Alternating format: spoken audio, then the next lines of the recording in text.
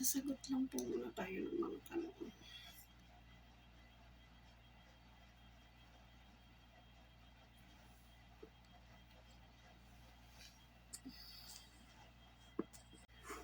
First, kung nasa Riyadh na daw ako. Yes, nasa Riyadh na po ako. Mag-1 year na po ako. This September 7. And the second one is, bakit daw ako naka-hijab? Dahil red flag daw ang naka-hijab sa Saudi. Hindi ko alam. Pero ako kasi nasa kitchen ako kaya naka-hijab ako. Parang siya na yung pinaka-helmet ko. Ilang buwan, ito yung number 3, natanong nila, ilang buwan daw yung proseso papunta rito sa Saudi Arabia. I think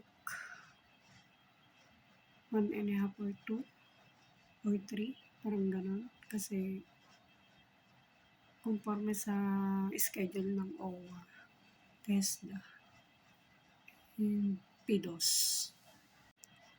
And dapat maipasa mo yun kahit pasang awa ka para pag-KSA visa ka na.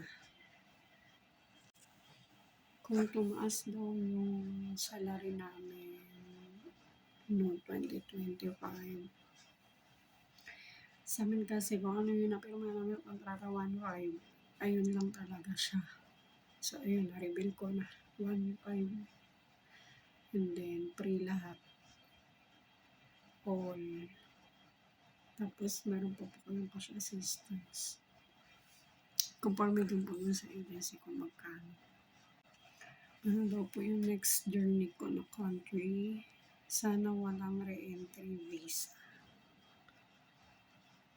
Yun lang po. Adios!